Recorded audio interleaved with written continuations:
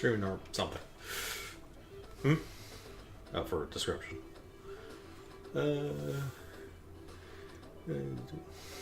Yeah. All right. So, how's it going, everyone? Thank you for joining us for Tuesday night Sound Goblin stream. A little bit different stream tonight. Krampus and Shiv are both out watching Gundam NT in theaters. So they're not around right now. But there's some stuff kind of need to do to make the stream a little bit more professional, streamish. Sort of. I don't know. Look, a camera. I think. Yeah, I'm checking to see if it's gonna. Yeah, there we go. We're good. Okay. Yes. It just I had to do some weird stuff with Twitch logins and such when I was working on stuff earlier. So, yeah, first of all, one thing that we're sort of testing out tonight, doing some work on, is, we're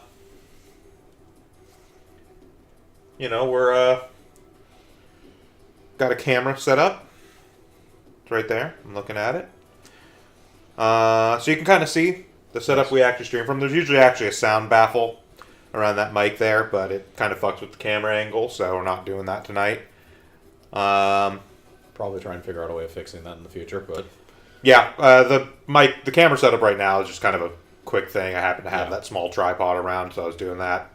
Try and get an angle. We would probably want to do one too, because one thing you can't see is actually over there on the other side of Vince is actually another couch. And usually because there's 4 of us and most of us are pretty big dudes, we actually spread out across this couch and that other one.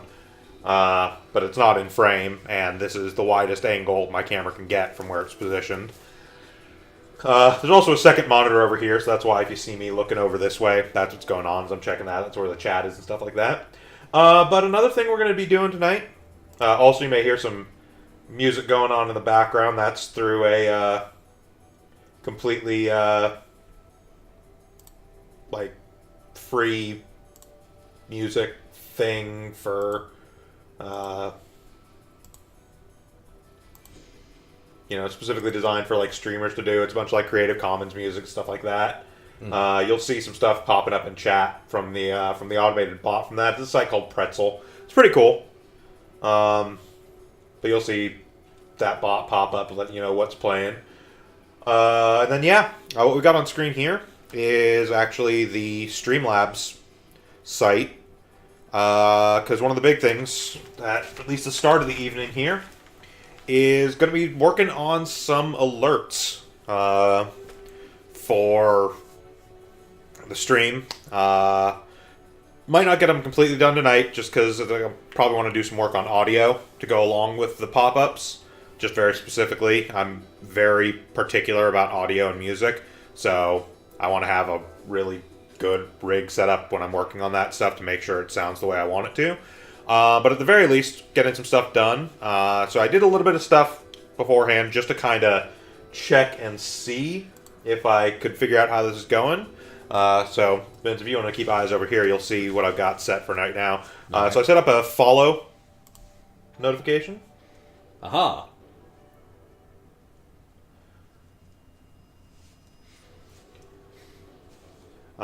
So that's one we got now. And just to make sure I understood how to do it, I also set up one for hosting.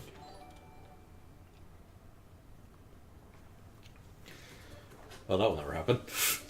Yeah, But yeah, so this is kind of where I'm at right now as I'm working on those. I found a few other assets I'm going to grab. These are, for the most part, just kind of placeholders at the moment. Just because, I don't know, this is not just my personal channel. This is obviously the whole group, so everybody should have input on the stuff that we use for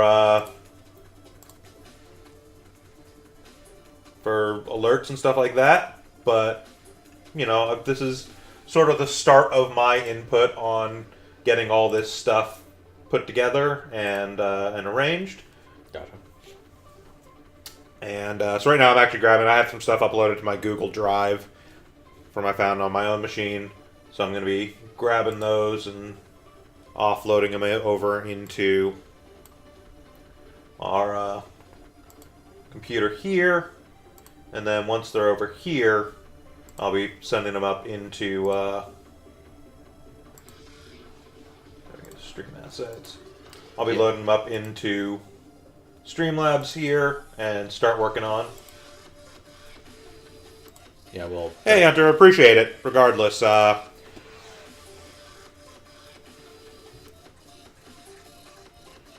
if you ever want input on it, I've been spending a couple days messing around with this stuff to try and get it all figured out. So...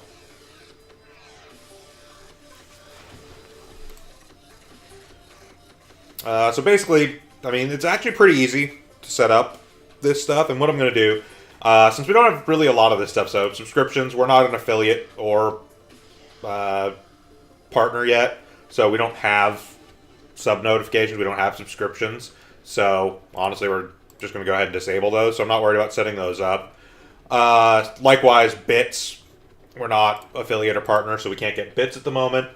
So not worried about those.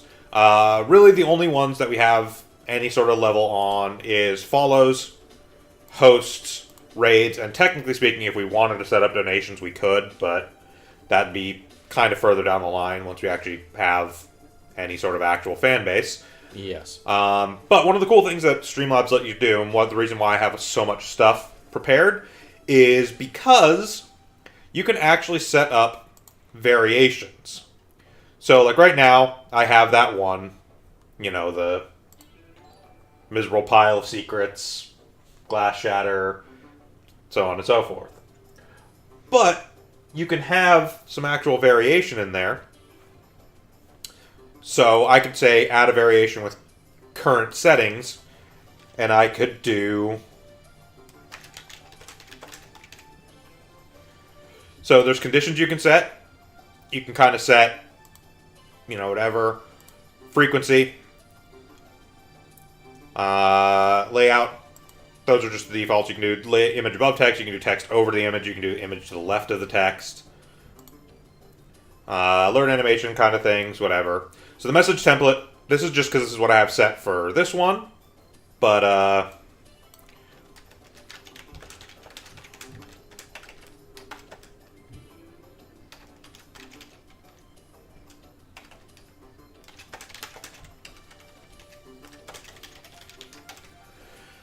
so I can set that.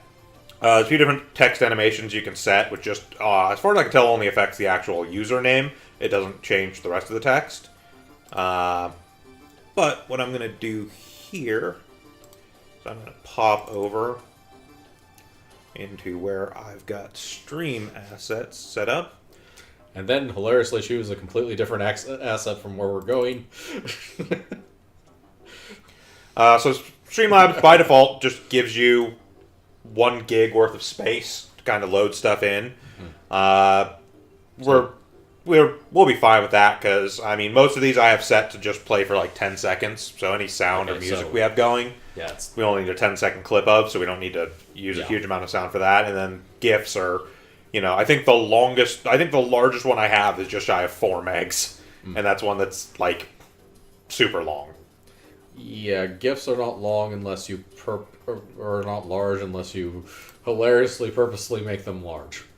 Okay, and so now we've got that variant one set up, and I'm going to pop this window back over to OBS just so we can see it nice and big. You can totally set Premiere to output hilariously large, well-detailed GIFs. Yes, you absolutely can. So this randomly replaces the default alert, and you can set up, realistically, as many of these as you want. But when that one pops up,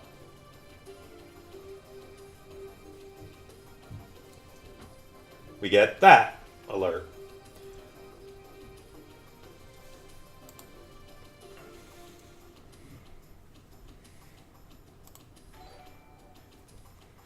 So it's all default, which is just sort of this running zombie thing, but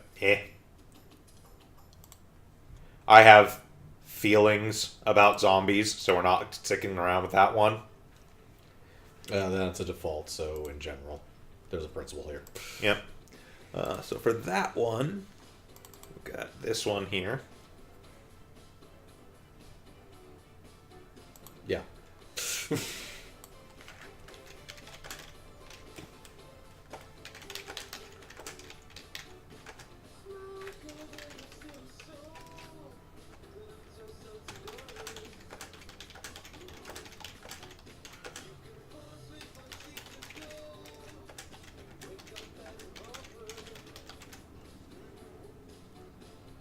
No, it just uses normal parentheses. No, those are brackets. There. Yep.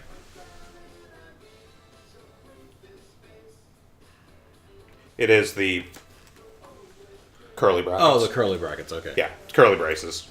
Got those. it. That's still weird.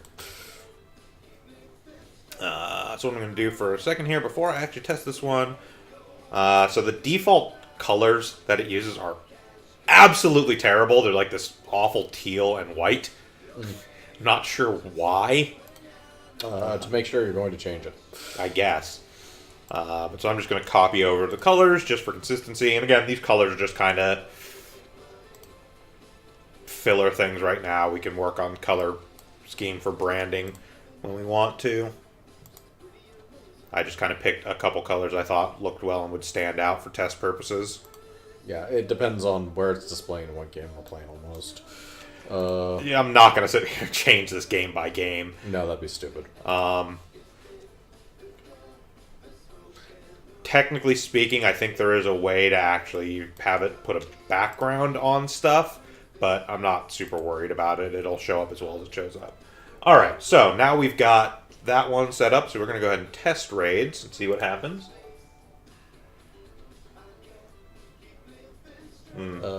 Yeah.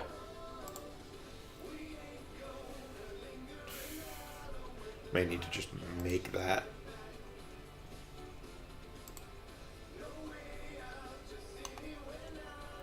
Might have to work on that one, make that GIF bigger if I can. Yeah, hit that again. It's incredibly tiny. Oh, it's just the GIF itself is tiny. Oh, okay, I see. There's no way for us to adjust up the GIF size, is there? Or... Not from within here now.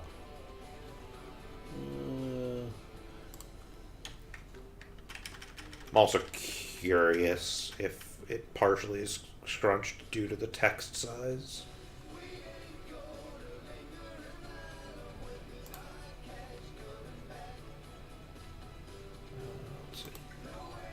Okay, yeah, it was partially crushed just due to the text size. So if we just shrink the font. Yeah, I can shrink the font. Because it's also... What this actually is this is just for your purposes, because you might be interested in the technical side of it. Yeah. This is actually a browser source in OBS that I just have up in the corner here. So, like, technically speaking, I can have it be absolutely huge. And then when we get, you know, oh, somebody followed, takes up the whole damn screen. But I kind of adjusted it down based off of actually that specifically follower one. The rest of them have been okay, so it's not really a big deal. Yeah, it's just this one I put a decent amount of text on. So I'm actually going to drop that down to, I think, 48 instead of 64. We'll see how that looks.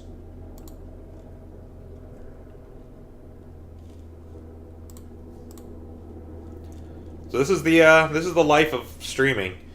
When you actually want to figure this stuff out, you just got to sit here and kind of hammer at it until you find stuff that works. Okay, that's a lot better. Yeah, it's still definitely very readable and actually displays the GIF well enough. Yeah. I love that GIF. Sup, bitches. Yeah, so there's other stuff in there too. Like you can set up, if you have like a merch store, you can tie it in with this and it'll do a thing. But we also don't have merch because we're not corporate shills. Yes. I mean, I'll totally sell stuff for money. I have no. We're only not corporate shills because nobody's offered for us to be corporate shills yes, yet. Exactly. Okay, so we're going to add a variation with current settings. We are not in any way, shape, or form against selling out. It's just no one's buying. Yeah.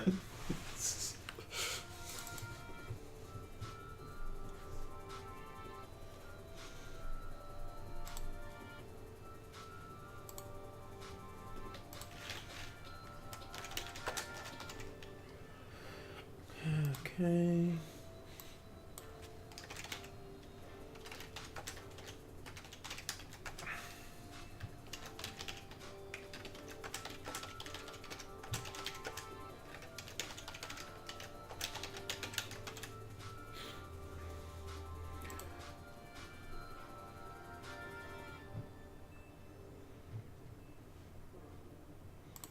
What the hell's Tada?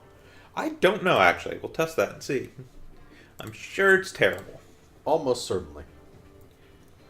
Okay, so we're going to save this. If we want to get really fancy, you can do custom HTML and CSS in the actual stuff for this. Oh. Yeah. Actually, it's not awful. No.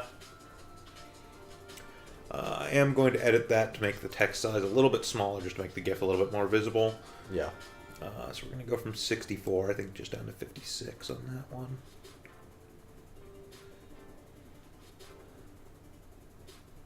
Just to really annoy anybody who ever watches our streams that has, like, OCD, just make every alert we have slightly different font size. I'm liking this plan.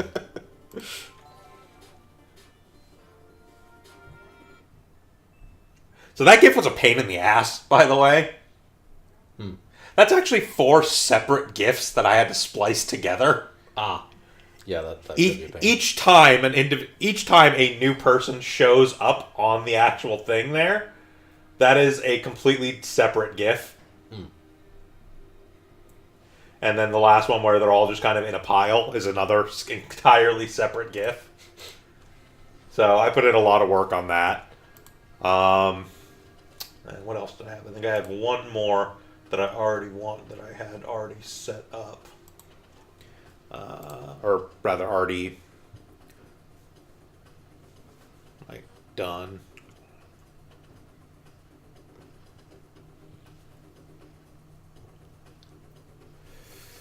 I don't know what I want to use it for though. Probably follows, because for the moment that's the one that we're actually going to get the most of. Yes. If we're going to get anything, we're going to get follows. Let me check to make sure I'm not forgetting any.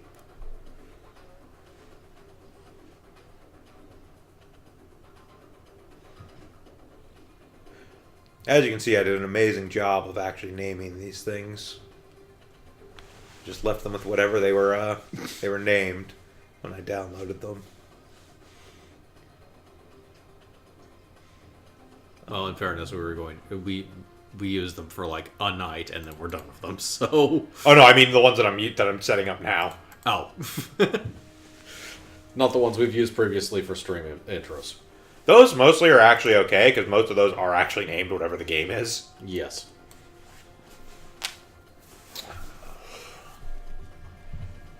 Right.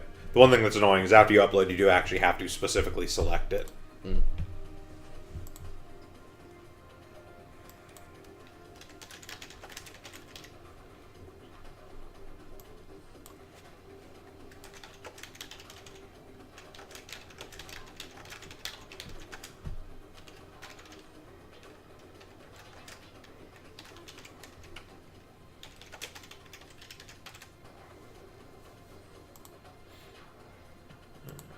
That's a wave.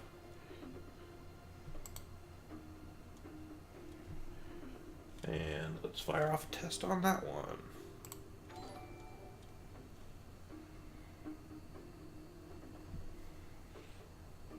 Cool. I go probably a smaller font, but yeah. Yeah. If only because against on its own line is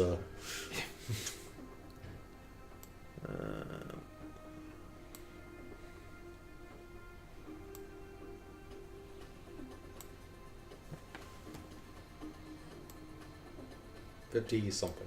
That's 59. Fonts should not be odd numbers. Eh. I've needed fonts to be odd numbers in the past. I know, it's just... Granted, when I'm going between like 12 and 8. Which are both even numbers. Between, though. Sometimes I need like one size lower. Try it down to 50 and see how it looks there. There we go.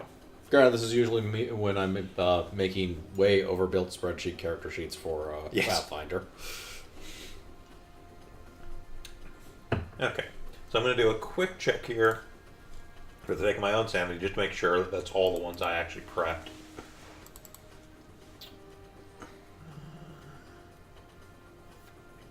Okay, I do technically have that one, but I have no idea what I'm going to use that for yet, so...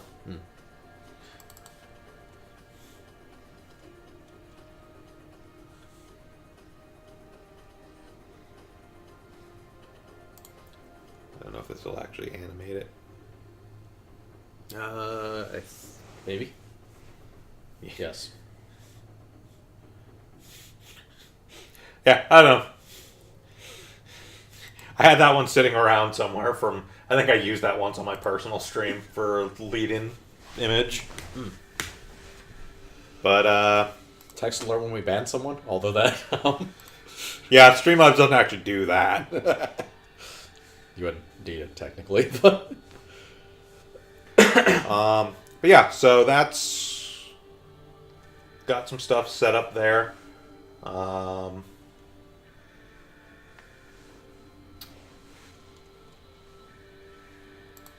Yeah, and we can... So you can do, like, donations. If we ever decided to do set up donations, you can do donations. And furthermore, you can also set up variation donations at different, like, donation levels, which is... Oh, that's neat. Pretty nice things. We can have specific ones that trigger off for specific things. Yeah, as far as the sound goes, that's something I'm going to do on my own. Alright. As long as there is a sound alert and that we can hear it, so... Yeah. I mean, there's the default sound that's currently... Yeah, we won't hear shit. Not with that default sound. Yeah. Well, and most of the time I'll actually notice because I'm usually watching the dashboard screen, so I'll see when it pops up because it does pop up in here. I've just been switching to the OBS screen to actually make it a little bit more visible. Yeah. So now to the kind of bigger crux of what I was really planning on doing tonight because I didn't figure this was going to take all that long. It's going to take me a second here to set up. I've got one document on here I need to transfer over to the drive to work on. But yeah, going to be working on some stuff for my RPG urban fantasy setting. And as I'm working on that, I figured it would probably be a cool time to we can have a discussion about some RPG and tabletop game mechanics and stuff like that. Yes. Because it's something, for those of you watching this, we're currently developing on an actually incredibly old idea we had probably 4 or 5 years ago at this point, about doing probably a YouTube series of videos centered around tabletop board games and RPGs and stuff like that. To kind of talk about them, give some perspective on them, review them to a certain extent, but mostly just sort of kind of discuss them and give a little bit more in depth. I don't want to call it a review show because it's not just a review of the board game. I feel like the goal is going to be... Analysis is probably a better way of analysis and review, because we're going to talk about what it is and why it does or doesn't work. Yeah. And very much the ideas of, certain lines of mechanics that have become... or the ideas behind certain mechanics, what's been done with them, and where they could possibly be, or where they could possibly go if you were, say, hypothetically a game designer. Yeah, and one of the things that I think is interesting about it, and I think that it makes me kind of really passionate about the whole thing, is that in the long run,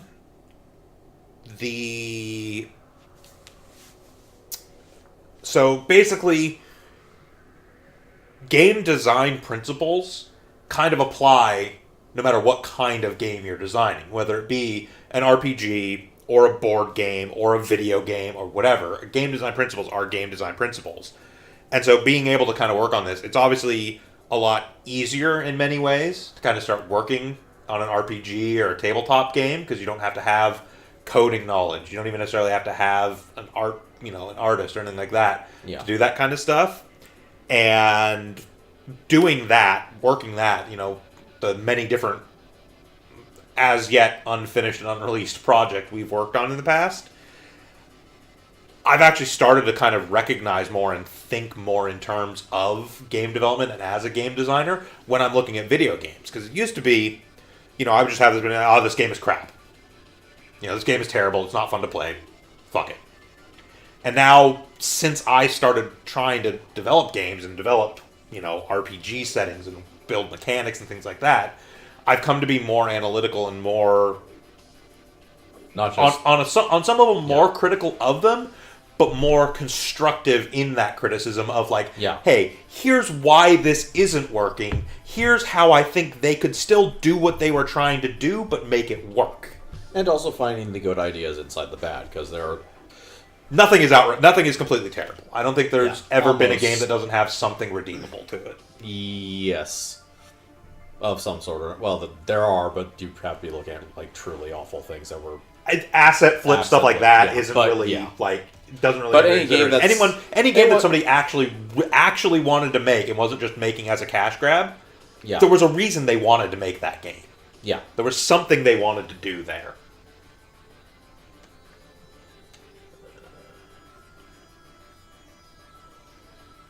So I think, at least for kind of this discussion, probably a good place to start would just be to kind of, just as a background for anybody viewing or listening to this, and this is something we'll probably honestly repeat when we actually go into our actual series, but just give some sort of background on kind of who we are and where we're coming from. What's our background? What is our, to put it in a very direct term, what's our position of authority to even talk about these kinds of things? What's our background on it? So why don't you go ahead and kind of give a bit of your background and where you come to this from? Well, I've come to this from playing board games for a very, very long time, as well as video games, as well as many, many games for probably 20 plus years at least. Having played a large variety of games in general, and gone in very, very deeply into a lot of different genres of board games. But also having had some hand in designing and developing my own, as well as helping a little bit here and there with friends doing so. And had one that actually published one. So yeah. So my place in this. So I'm 33 years old. I first got into tabletop gaming and tabletop RPGs when I was 6 years old, hanging out at a park down the street from where I grew up. Mm-hmm. And there were a bunch of dudes, probably in their late teens, maybe early 20s, sitting around a table with a bunch of books out and talking and laughing and stuff like that. And I was curious what the hell was going on. And they were playing I want to say it's like it's derived from, God, I keep wanting to say Hackmaster, but I think that's the joke one that Dork Sound did. Yeah. The one there's an actual... Yeah, the one that has just millions of D100 and D1000 tables. So there was an RPG derived from that, specifically focused around Middle-earth, called just Middle-earth Role-Playing, MERP, done by ICE. Oh, you're thinking Rollmaster. Rollmaster, there we go. I keep thinking Hackmaster, but yeah, it's built off of Rollmaster. Yes. And that was my first exposure to this stuff, and I just kind of was this little kid hanging around, and I didn't, I want to play, but blah, blah, blah. But I just kind of sat there and chilled with them and absorbed it, and kind of learned from there. And then by the time I was probably 12 or 13, I was involved in multiple D&D campaigns. I started cutting my teeth. The first games I actually played were Advanced Dungeons and Dragons 2nd Edition. And if there's any game where you're going to get a start and look at it and go, okay, there are some mechanics here that need fixing. It's 2nd Edition. Because, whoo boy. I mean, 1st edition doesn't fare much better either, but 2nd edition kind of turns that up to 11. Yeah. Okay, so the first thing I'm going to be doing here, actually, is I'm going to do some editing on this. But first I need to go ahead and convert this so it's in the actual format for... No, for actually opening it, Google Docs. Yeah, because this was when I started writing in OpenOffice on my computer. But yeah, so I started with D&D 2nd Ed, and from there, kind of started growing through a few other systems, and eventually started kind of thinking about designing my own systems and stuff like that. Probably my early 20s. So it's been about 10 years now that I've been doing this kind of stuff. Again, nothing published, nothing professional as of yet, though we have worked on a few game projects that are kind of at the level where we could be pretty close to it. We just have to actually get the production part of it done, basically. Yes. And then obviously once I started hanging out in game with you guys, that kind of kicked it into high gear. And then video games I've played my whole life. Like, there's literally footage of me at my 2nd birthday hammering away on a VIC-20 cartridge-loaded keyboard computer rigged up to a Commodore monitor. Yeah. So I've been, all the time with video games. And that also, it's interesting because I think actually that could be a good first topic, just kind of thinking about it. Because I already sort of brought it up a little bit. It's just sort of that overlap, those lines that blur between video games and board games. Because, I mean, there's the obvious comparisons of, your standard RPGs, which are very much derived, especially old school CRPGs, are very much derived at a very basic level from things like Dungeons and Dragons and stuff like that. Yeah. But even they're less... very much adapted, but the idea is very much there. But even then, there's a lot of less obvious influence as well, wherein a lot of games, like, there's a lot of games, like, I mean, stuff like first-person shooters and things like that. Obviously, not a whole lot of that has influence from tabletop and stuff like that, but even then, a lot of times those numbers, the balance, damage, damage counts, ammo counts, things like that, those are the kinds of things that I guarantee you somebody somewhere, maybe not sat down with a pen and paper, but at least sat down with probably a spreadsheet, a document or a spreadsheet, yeah, and started hammering these numbers out and figuring out where those balance points were. And that's a lot of what game mechanics balance really is. Yeah. So to give some background on what I'm working on here. So most of we've got a game system we play in called Genesis. It's the genericized version of the Fantasy Flight Games Star Wars system. We really like it. It's a pretty rules-light, narrative-focused system that allows for a lot of input back and forth. It's almost a collaborative storytelling system. And I'm actually building an urban fantasy setting to run in it.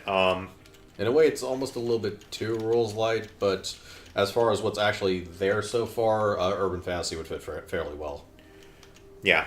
So the first thing I'm doing is actually based on some feedback you gave me. I'm changing some stuff about Mage Craft.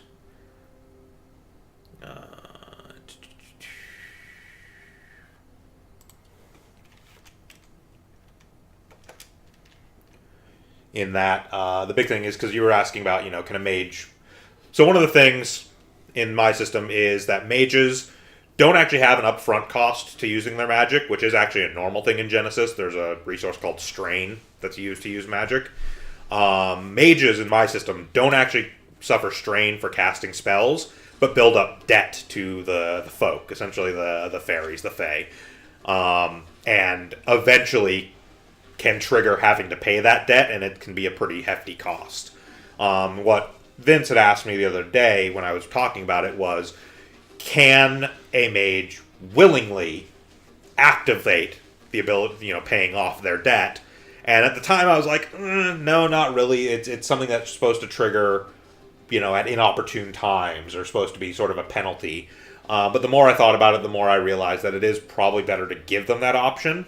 But to keep that balance, what I'm going to do is they are able to, at any time outside of an encounter, call in to pay off their debt. But any strain or wound suffered by paying that debt has to be healed naturally. Can't be healed by any sort of magical means. Okay, healing is sorcery. So healing is sorcery specific, so they would have to have a sorcerer heal them anyways magically. But this is just outright like, it's that whole you can't use magic to pay magic thing. Because even though sorcerers in this system don't directly call on the folk to utilize their magic, the actual energies they end up harnessing are the same. And so the folk are just kind of like, dude, we already have all of this. We're not going to... Yeah. Like, it's all coming from us anyways. You basically picked our pocket to pay us. Like, not cool, dude.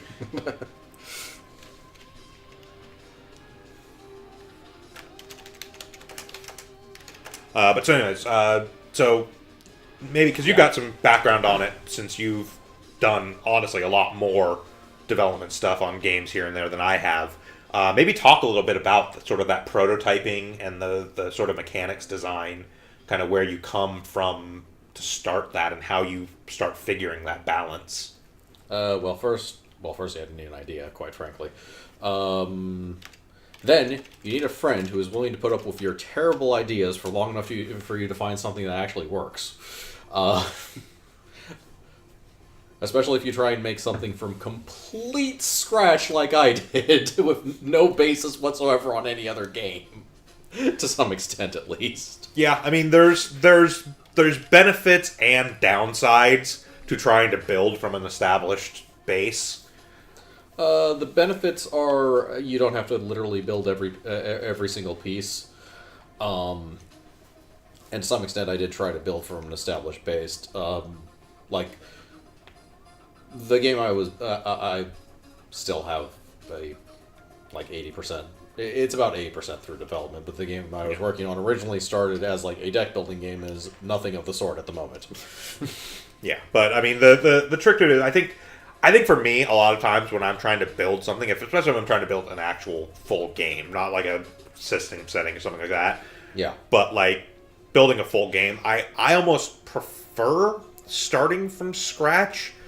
Just because if I'm working from an established base and there's something I want my system to do, my game to do, rather than having to sort of finagle a way for that to work with the base I'm building from, I can instead adjust the base to meet the needs of what I want my game to do. That can work. It's kind of a give and take and depends on what your idea is exactly. Because sometimes very much a concept like, again, going back to deck builders, because deck builders are pretty good for examples in this respect. Yeah. If you wanted, say, like, a deck builder that was like the engine for a board game, you're taking an established deck builder and basically using it as a very base model is going to save you a lot of work, especially work that you would rather put into the board game part of it. Mm-hmm. So it's sometimes just duct taping a few pieces together, even if you have to throw the piece out and rebuild it from scratch, will give you a good initial idea. And sometimes it actually works anyways. Because, again, my game actually borrows several or does actually borrow mechanics from other games, because, you know, it has cards. For starters. So, that innovative mechanic of having cards. Yeah. Yeah, I mean, obviously when I say starting from scratch, there's limits to how much you can. Yeah. You know, it's not. It's that concept of to make an apple pie from scratch, you must first create the universe. There's some stuff that we can't. Okay, so this game is done by carving on clay tablets. Yeah, like we we can't go back in time and be the ones who invented dice. Yeah. You know, dice are a thing. They're we can use dice and we can come up with inventive ways to use those dice, but dice are an established thing. There's no way we're ever going to be able to, even creating a game from scratch, it's almost certainly still going to fall into sort of an established genre of some sort of game. It's going to be a deck builder or a worker placement or, an LCG even, a living card game. You're still even when you come to design, at least for my part, I start from it thinking of like, okay, well here's the style of game I'm looking to do. I'm looking to do a tile-based dungeon crawler. Yeah. And it's like, but I'm going to have some different systems set up. Because, that's one of the ones, probably one of the projects I actually made the furthest progress on, that was an independent project, was one where I was trying to figure out a way to take sort of roguelike gameplay from, the PC roguelike games, and figure out a way to do that in an actual tile-based dungeon crawler. So... See, that's the weird part. Roguelike, or Rogue, especially from where I understand it, is very, very much feels like it was built from the idea of a board game. Oh, it absolutely was. Like it's very clear that, realistically, I feel like Rogue probably derived from, Hero Quest. Something along those lines. But I'm viewing it as a concept of, when it comes down to it, I love Hero Quest. At this point, it's not a good game. No. Even the sort of redone version that was released somewhat more recently, still not really a good game. Oh, it is not aged well. That's for sure. And there's been so much development and so much more thought and so much more technological advancement in board games, even... in the past, basically, 25 years, I think, since Hero Quest first came out. More than that, probably, 30. Oh, board games have evolved a great deal. Hell, along the Hero Quest genre, the best one to come out in recent memory is probably Gloomhaven. Gloomhaven's amazing. But, my thing about Gloomhaven, and Gloomhaven actually was a pretty heavy influence on my thoughts, because I started my idea on that roguelike board game before Gloomhaven came out, before we had Gloomhaven, before we played it. And then once we actually got Gloomhaven and played it, which we do have to get back to at some point, we should really try and finish up the Gloomhaven campaign, did definitely influence some of the further development on it, just in a lot of thoughts about actual systems. But mechanically, my game would be very different from Gloomhaven, obviously, because if I was just going to make Gloomhaven already exists. Yeah. But has a lot of influence there. One of the big things was I actually really liked the way... So, Gloomhaven, for the most part, we've done the constructed scenarios where they have the set map. Yeah. There's this kind of the set thing. But Gloomhaven does have the rules in it for just going out on a random dungeon crawl. Yeah. And that was... I had a very similar idea for how to generate random dungeons from the base for my game, but I was having a lot of trouble kind of getting it to click, trying to figure out a way to make it actually be feasible. And then Gloomhaven did it, and I kind of saw what they were doing. I was like, okay, I can actually use some of the ideas from that to refine what I was doing and make it actually work. So on a slightly related note, thanks, Hunter, for the host. That was a while ago while you were talking. No worries. Didn't want to interrupt. Yeah, it pops up in chat as well. Awesome. Yeah, see, this is what happens when I'm looking this way and don't have this out of the corner of my eye. But yeah, regardless, it's... So I use... And I think that's one of the big things, too, is... It's very important from the perspective of somebody trying to be a game designer or a game developer to play as many games as you can possibly get your hands on. Oh, absolutely. Especially, in my opinion, if they're bad. Yes. I think there's more to learn from a bad game than there is a good game. Also, you are much, much more likely to have already played the good game or a game that was emulating the good game. Should also probably try and find the game it was originally emulating, but that's not matter entirely. Than you are to find the bad games. And the bad games are usually bad because an idea failed, and it's kind of neat to mine that idea a bit and figure out what they were actually trying to do. Yeah, it's like sometimes you release a game that's just a really bad gin rummy. There's that. Yeah, so kind of on that note, pardon me for a second here, and Vince, you're going to have to be my eyes on this to kind of show. So, as a minor, get this out of the way. Just as a minor input on that. Apologies, it's going to go wobbly for a second here, but so that bookshelf over there is just sort of a small subsection of our games collection. A little bit more of the... Yeah, okay. I I have several times that at my house. I have a few extra at my place. There. And then we have a few others over at Shiv's house. And then, sort of tangential to ours, you also have a friend who has a collection that easily dwarfs all of ours combined. Yes. But yeah, so we don't own, we don't just go, oh, we're going to make games and it comes out of a vacuum. We have played, I think, all but 2 of the games on that shelf. Yes. Well, I think one takes up an entire cupboard, but yes. Yes, one does take up an entire cupboard. That's just because it was a Kickstarter game with really cool minis that I bought mostly because it had cool minis and tangentially had a game attached to it. So I wanted to collect a bunch of the minis. Cool mini or not? Yeah. Yeah. That tends to be how their board games work. Yeah, Rising Sun was a CMON project. But yeah, so we've played just an absolute ton of these games, and in doing so, learned a lot from them, honestly. Especially Monster Crunch. I mean, you joke, but there were some elements to Monster Crunch that I think could be improved.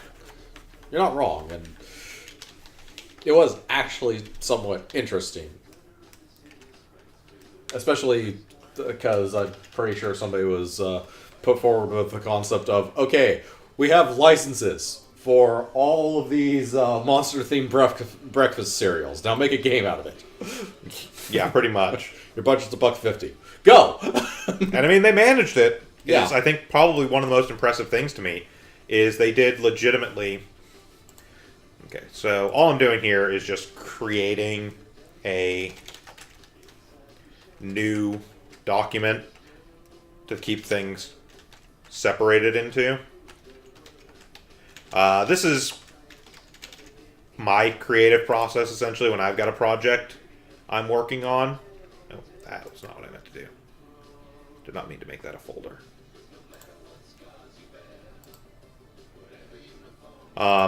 For my creative process, a lot of times when I'm working on a project, I like to keep things separated into sort of their own, anything that would normally be its own, chapter or section in a book, I kind of try and keep in a separate document, and I can cross-reference them and this, that, and the other. To put a perspective on this, right now I have the main TV up here where I've got the documents up, which is what you're seeing. I also actually have 2 browser windows open over on the other monitor. This is not abnormal for me at all. I actually run 2 monitors at home on my computer. One being a large-scale TV, which I usually have. If I'm working on a project like this, I'll usually have 3 or 4 documents open on that screen, and then 1 or 2 on the smaller monitor that are more just a reference thing that I'm not actively working on. So I can kind of cross-reference all at once all the information I need, rather than having to scroll back through documents and stuff like that. Because design is important. So all this stuff that we learn from all these games we play and all the games we look at and all this stuff all kind of culminates together when we come into starting on a new project, I think, in that we kind of look at and we start working on a project, and even if not consciously emulating a particular thing, we get influenced by the mechanics we liked from other games or things we thought were kind of a cool thing from, some piece of media we consumed even. My influences for this setting there's a handful of them, but they range from a book series to an anime to a couple video games I've played, like... One of the more interesting ones and kind of relevant. So, my friend made an actual published board game called Just for Fun. Go buy it, because it's a board game made by my friend. It's actually pretty decent. Of all things, the influence for the main mechanic for that was another friend, or a friend of his. I'm going to post a link to the Board Game Geek page in chat here. And I'll also have that on the video in YouTube when it exports. So the main mechanic of that game is very much influenced by, of all things, a kind of low-quality gladiator game that I myself actually played as well. Most of the game was kind of mediocre. The one standout thing he did, however, have was basically every piece of the body, all 6 pieces of the body, i.e. the 2 legs, the 2 arms, the body itself, and the head, or the chest and the head, all had different hit point pools. And attacking wasn't done as like a roll to hit. It was you secretly picked a number on a die, each one corresponding to one of the locations, and your opponent to defend picked a location to defend. Right. If they picked the same location, then you didn't do any damage. Otherwise, you did that much damage to that body part. Okay. Interesting. Yeah. That mechanic was really interesting. The rest of the game was not. But that mechanic is what they kind of mined for a much simpler card game that they created effectively.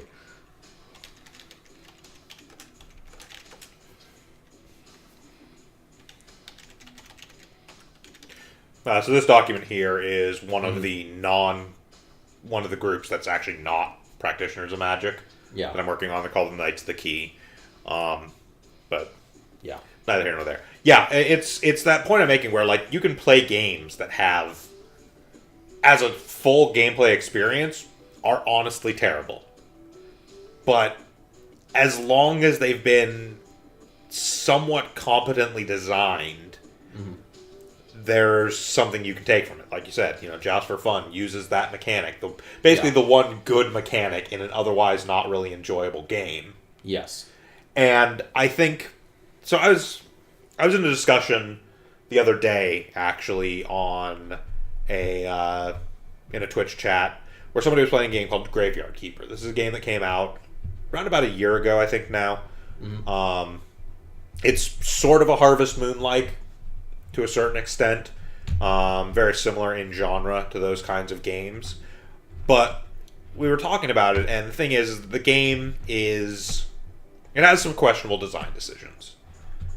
And we were kind of discussing those and talking about why they may have made those decisions, what might be going on that causes those decisions to be there.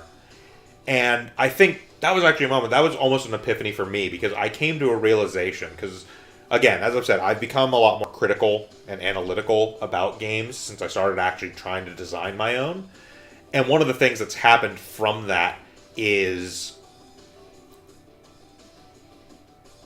for a long time, if a game had flaws, it basically ruined the game for me. And just in this discussion the other day, I kind of came to the realization, because we were talking about it, and I said it, and I just kind of said it as a response to something somebody else had said, but then it actually hit me like, I haven't been judging games based on this, in that I said, not every game needs to be perfect. That's the thing. A flaw never ruins a game for me, because I see flaws in pretty much every game. And that's the thing, is I do too, and it makes it difficult. There is no perfect game. If I'm being totally honest, I think the only game, for me personally, I have played and never actually found flaws, and there are 2 of them. One is Stardew Valley, one is Return of the Obra Dinn. Those are both truly amazing games. I'm sure if I really tried hard to analyze them, I could find flaws, but... Return of the Obra Dinn is really hard. Really hard. Yeah, that was an amazing game. Right. Yes. But like, it has really changed my view on it, because I was just like, we were talking about it, and like, no, wait, I know the one flaw with Return of the Obra Dinn. There's not another one yet. yeah, there you go. Yeah, get on that, dude. That game ruled. But like, yeah, so I said it in response to something somebody else said, and then I just kind of realized, like, wow, I've been actually really pretty unfair to a lot of games just because they had some flaw. Nothing that was even, game breaking or, eliminated the fun of the game. It's just like, with Graveyard Keeper, what I essentially said was, and I mean, mind you, I played Graveyard Keeper when it first came out, and it has improved leaps and bounds since then. Mm-hmm. Although, whether it's here or there, it feels like the devs are really resentful for the changes they had to make it more of a fun game. Like, literally, when that game first came out, there was no way to actually, like, automate anything. So everything in that game had to be done manually and was just this insane, time-consuming grind fest. And it stopped being fun after a few hours because progress was so heavily gated by this grind fest that it was one of these games where, like, okay, this is seriously going to take me, like, 200 hours to complete, and 190 hours of that is not actually going to be enjoyable. Yeah. And then they added an update that added in zombies, that you could reanimate corpses into zombies and just set them to work on things, albeit at a lower efficiency than you doing it yourself. But it added automation, and that was a huge improvement. Mm-hmm. But then there's still flaws in the game. There's no expandable inventory space. You can build storage all you want, but your own personal inventory to carry, there is no way to ever get any more in the game. And it's like, that's a standard of that genre. Like, that's a thing that happens in that genre all the time. And they haven't implemented it. And it looks like they have no intention of doing so. Mm-hmm. And that was one of the key points that we were talking about. And I just kind of came to realize, like, look, this is like a 95% a great game. And I think that's okay. Yeah. But, like, I hadn't really thought about that a lot in terms prior to that discussion. I mostly thought, like, either a game is a great game or it's not. I was very black or white about it, and I realized, like, to a certain extent, that was impacting my own game design philosophies as well, because I have a lot of projects that I've basically abandoned because I had one sticking point, one thing where I hit, and I was like, I can't figure out how to make this work. Screw it. I'm done. And I think having this realization about other people's games is going to let me maybe even revisit some of those projects, come back to them, and be okay with the fact that there might be one thing that doesn't work in this game. There might be a few things that don't work in this game. As long as most of the game works, that's okay. There's that, and also you have to remember, what works for one person might not always work for another, or... Yeah. Not every... there are things that are obviously flaws pretty much universally, but sometimes a flaw isn't as much of a flaw as you think it is. And that's kind of okay. Trying to design a game that is for absolutely everyone, or even trying to design it for the maximum audience possible, may well make something that was a great experience for some people turn into a mediocre experience for more. It's a judgment call as to what you exactly do in those situations, but I would honestly rather have the narrower great experience than the mediocre broad one. Yeah, I can kind of see that. Just kind of thinking about our library of games, honestly, and the things we've played. I think there are definitely some games we have where it's like, I could not in good conscience actually recommend this game to most people. Mm-hmm. Our group enjoys the hell out of it. I would not bring this to some other friend's house and be like, hey, we should play this. Yes. I'm not going to grab Legion of Honor and go take that to play with, another group of friends, basically. Like, no, it's way too crunchy, it's way too minutia focused. There's too much going on there. For our group, it works really well because we... Honestly, even in the campaign we played kind of fast and loose with that game. I think we got the rules right. We stuck to the rules as much as we could actually find them, having to jump to 14 different places in the book to find one goddamn rule. But... Yeah. So, old school, chitin... I keep forgetting the term for it, but old school tabletop board... Not... Old school tabletop war board games, the ones that were Chit and Map. I think it was Chit and Map is actually the term. Chit and Map. About it. Their rulebooks are infamously some of the worst written on the planet and the most complex. I could bring up Campaign for North Africa. Yeah. And mind you, Legion of Honor isn't a war game. It's just made by a war game company. Yeah. It is a game where you play through the events of it has all the trappings Napoleon's campaign. It has all the trappings of a war game without any of that messy war game business. Yes. And mind you, what it actually boils down to is basically stuff happens and you making minor decisions. It's almost like a card-based choose-your-own-adventure, kind of. Yeah, and it is actually... With a few stats here and there. It is actually very fun. It's also insane in its odd complexity. There is so much goddamn math involved in figuring out what rank your character is. Because you have 3 trackers. And if you're short on one of these trackers, but above on any of the others, they can convert... in order to at make ratios. up the difference at ratios. Because these people love math for reasons. Yeah, and again, it's a great game. We loved the hell out of the campaign we played, but it's just so complex and so difficult of a game for people that wouldn't be into that kind of thing. It's an absolutely amazing experience if you're cool with playing that kind of game. It would be absolutely horrible to bring to the kind of group that likes to play something like Cards Against Humanity or Apples to Apples, and that's what they think of when they think of a fun tabletop game. Then again, on the other side of the spectrum is stuff like Betrayal and House of the Hill, which is fun for any human being with a pulse. Yeah, it is, that's the game, I think, for, spoilers, for the eventual review series we're going to do, that's almost certainly going to be the first thing we cover. Just because it is... At least one of. Yeah, it's going to be... It's not the first episode, it's going to be really early on. Because that is an absolutely incredible introduction to the slightly more complicated board game.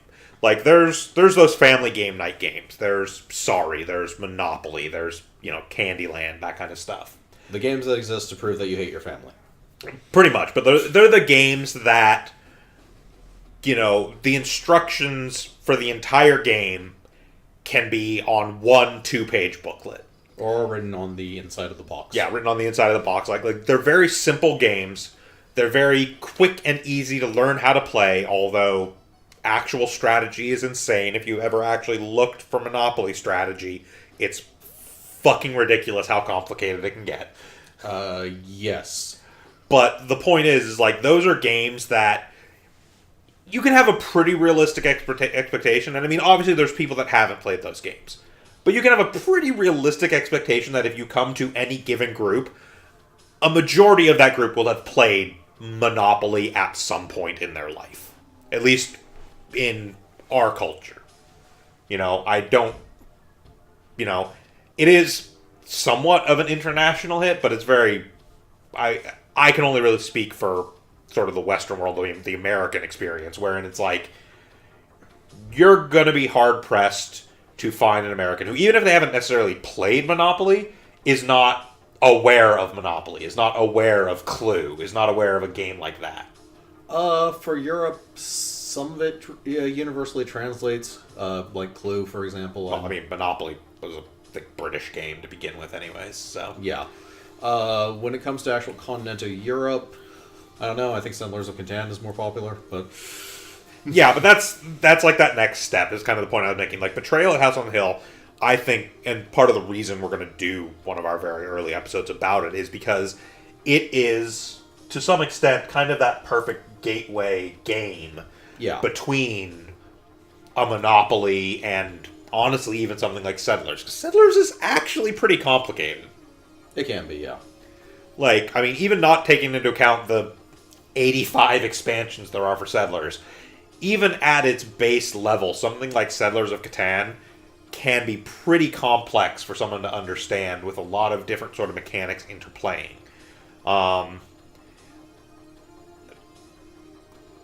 Thinking on, some of the mechanic, I would not transition someone from Monopoly into Settlers of Catan. I would do something in the median there. I would honestly probably specifically do Ticket to Ride in the median there. Ticket to Ride is an excellent one. Because Ticket to Ride is another one of those games that is pretty easy to understand for somebody who hasn't played complex board games, and also kind of has that half step towards some of the core concepts that Settlers uses in the laying roads and stuff like that. Better yet, just play Ticket to Ride and ignore Settlers of Catan. I mean, I'm with you on that, but Catan has a lot of fans. If you have a family and you don't actually hate them and want a board game for a family board game night, Ticket to Ride is actually a very good one. So one important note for those of you actually paying attention to kind of what I'm typing here and what I've got on screen, you may notice that I just put, in parentheses, insert name here. This is a common thing in game design. Do not think you have to come up wholesale with the actual names of things right off the bat. You can put more thought into it. You can kind of come back to those kinds of things. Yes, and placeholders are very useful. Placeholders are absolutely incredibly useful. As long as you use a similar methodology to always have your placeholders, you can go back through your documents before you go for quote-unquote publish, whatever release that may be, and search for that methodology to make sure you clear them all out. You know, that thing that a lot of times official companies don't bother to do and release books with things like referencing page XX. I don't know what you're talking about other than White Wolf. God, if page XX references were the only problem with White Wolf right now. Well, the problem with White Wolf right now is not technically existing as anything but Onyx. Yeah. There's a lot of problems with Onyx right now, but we're not going to go into weird socio-political discussions about creepy RPG designers who groom young girls. Moving on. Yeah. Yes. But so like, I'm trying to come up with a name. So basically, these particular Knights of the Key, the 23 strongest Knights of the Key, each have a special weapon. These are the 23 Dukes of Hell, according to the Ars Goetia, otherwise known as the Lesser Key of Solomon. So each one of those is actually one of the special weapons granted to the 23 strongest Knights of the Key. I can't think of a name off the top of my head right now for what I would want to call those actual weapons, so I'm just putting a placeholder there, and I will come back to it later after some more thought. The Dukes? The Dukes? No, because Dukes of Hazzard. A, that sounds terrible, and B, the actual idea within the setting of my campaign setting is those names in the Ars Goetia, in the Lesser Key of Solomon, are actually based on these people, not the other way around. Like, it was this weird filtered word of mouth kind of thing to somebody outside the actual circles of magic practicing. And, like, there were these whispered, in hushed tones, legends of these great and strong, quote-unquote, demons. And they were actually the original bearers of these weapons. Then they got ripped off by a bunch of sources looking for demon names. I mean, it's what it is. Yeah. I mean, Judeo-Christian lore is a great place to mine for a lot of flavor, actually. Yeah, especially because you can do a lot of weird stuff with it, and it's not necessarily out of character, because the Apocrypha is fucking weird. Yes. Weird, ill-defined, and full of fanfiction. Look, it should be noted that, if I recall correctly, at least one of these dukes has like 14 legs and no body. Yeah, I think I remember that. Devils are weird as hell. Yeah. Like, demons and devils are weird, man. As are angels. Angels are actually weirder than demons and devils. Yes.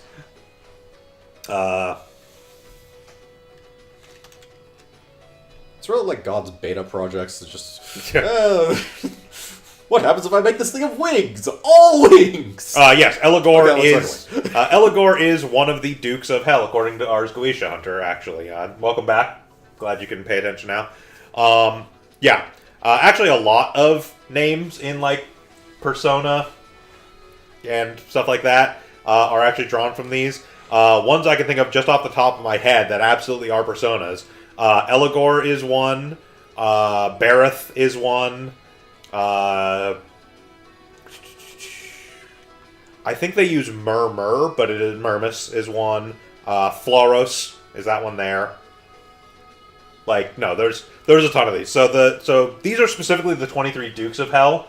Ars Goetia lists 72 demons specifically, but there are various ranks. There are princes and kings and so on and so forth. I specifically went with the Dukes. The vast majority of those 72 demons are used in a million things, ranging from Persona games to literally every single one of the actual quote-unquote Gundams in Gundam Iron Blood Orphans. There are 72 Gundams, each of which is named after one of the demons listed in the Ars Goetia. Yeah, isn't Barbatos? Yeah, Barbatos is the main Gundam in Iron Blood Orphan. This one here, which is Gusoin here, is Gusion, which is like the second Gundam they run into in that series. There's also a Gundam Astaroth from the spin-off series. I believe there's a Gundam Vafar. I think there may also be a Bathim. But yeah, these are not uncommon things at all to reference. They're used in all kinds of stuff. Hell, this one here, Agares, is also sometimes known as Agrius, which was literally a name used for one of the characters in Final Fantasy Tactics. Yes. Like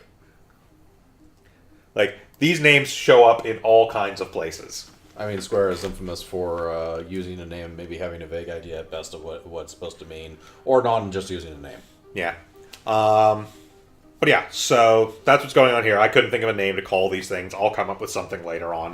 It'll come to me at 3 o'clock in the morning when I'm trying to go to sleep, as usually happens.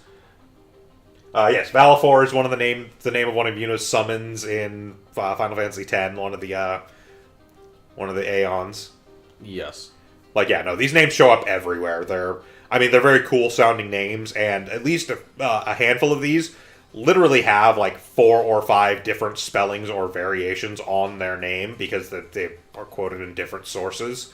And they come from an older script, so like you'll see a lot of these or some variation on a lot of these in basically tons of stuff.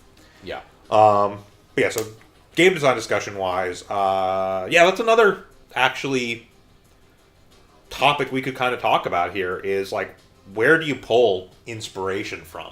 You know, when, like, not even necessarily for, like, the initial idea for a game, because I think we can both agree sometimes the initial idea for a game just comes from, like, it just appears something. You're just like, I have an idea for a game, and you start working on it. But then you have to build the fluff. You have to create... Oh, I have, like, a folder full of, there's, like, 2 different common ways that games get designed. It's either top-down, where you actually have more of an idea of the fluff than the actual mechanics, and then start to build mechanics around it. And there's bottom-up, where you actually think, hey, this would be interesting with this type of thing. Like, Tetris would be interesting with Battle Royale. Or something like that, hypothetically. It somehow works. I know, don't get it's it. fucking... It can get fucking brutal sometimes, but it works. Yeah, I think for me, one of the things that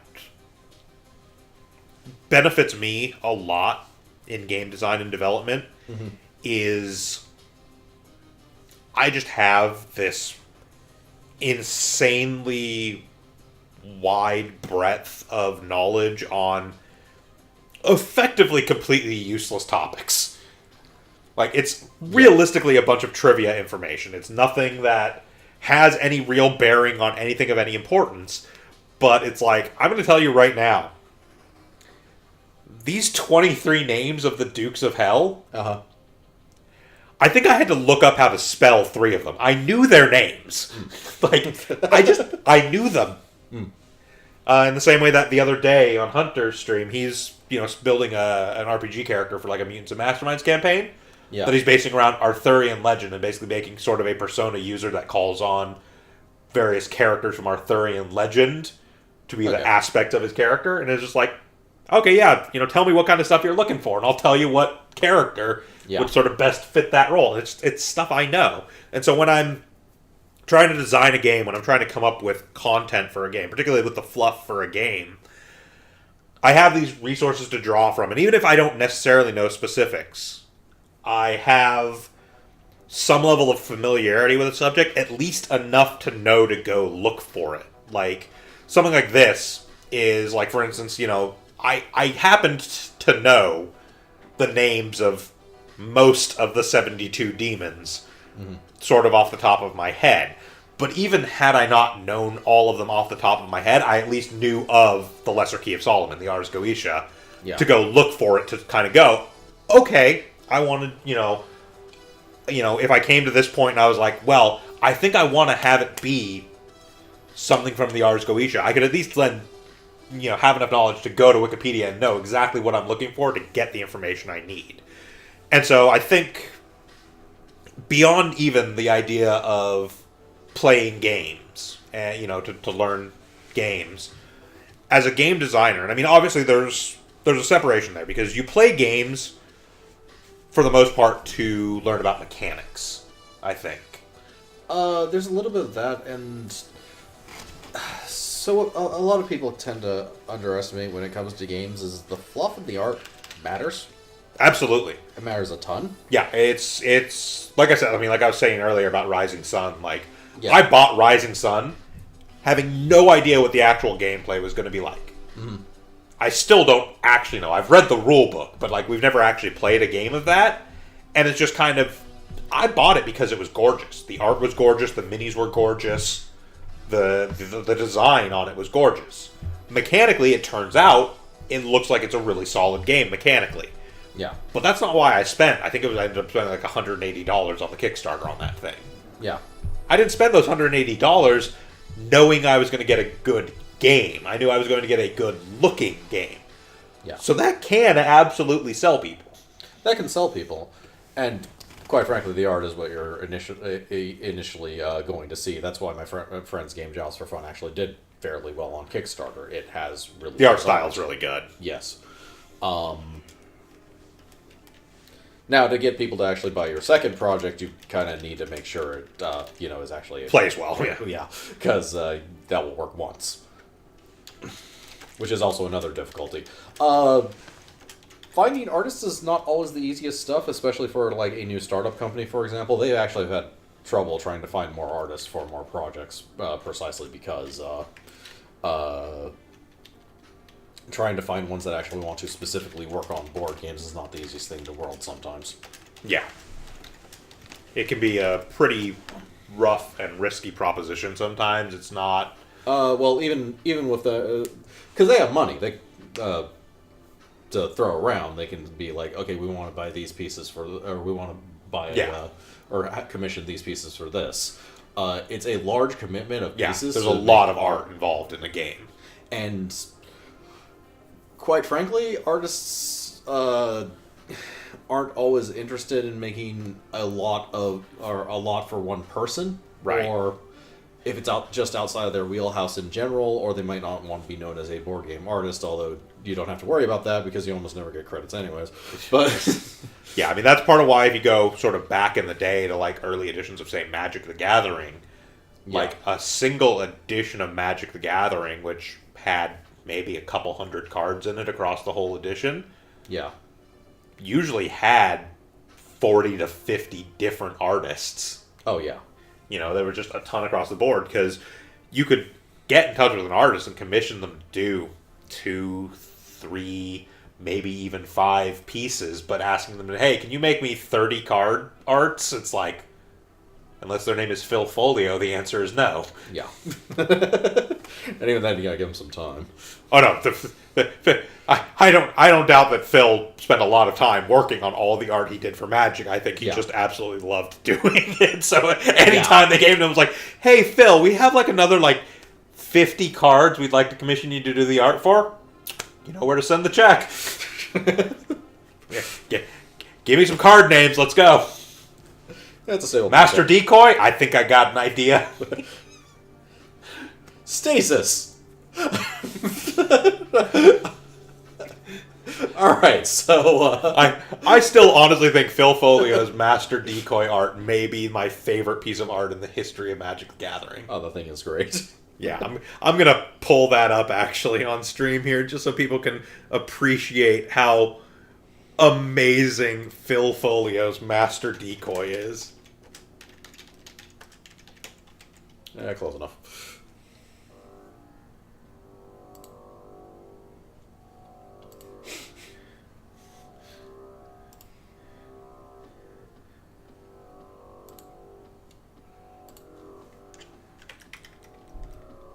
So it's not the greatest quality, but just look at that.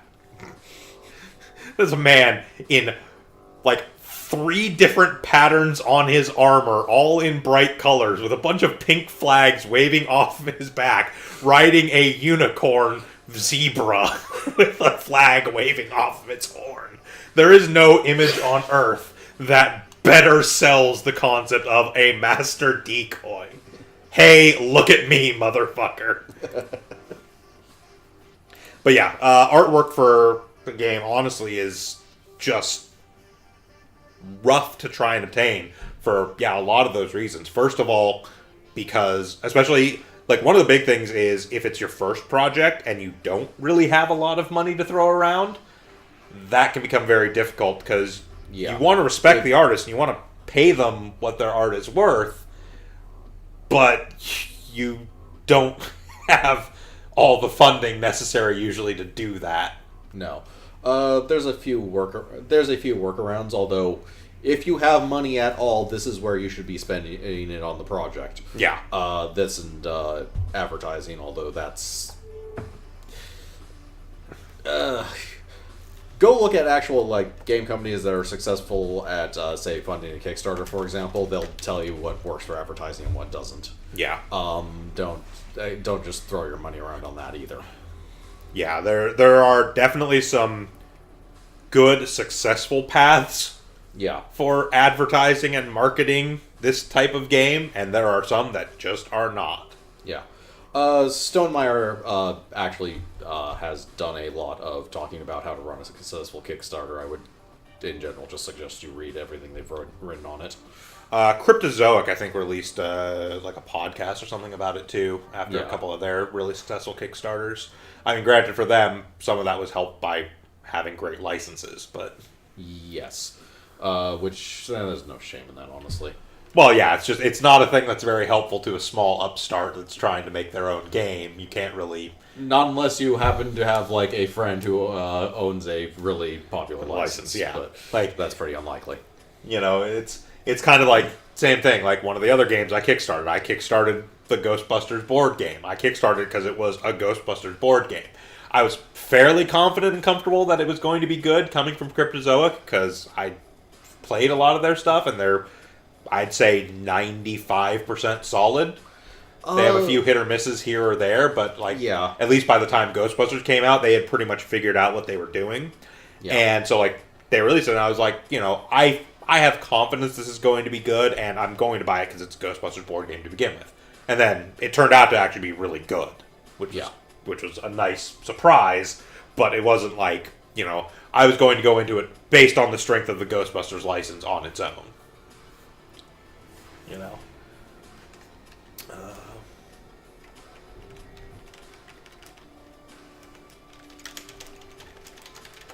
Anyways, I'm getting back to work on this. So, but yeah, kind of to roll back to sort of where this conversation started from, though, was a lot of the inspiration for these ideas, I think, comes from, and kind of what you were saying is definitely it is possible for the fluff to influence or dictate the mechanics.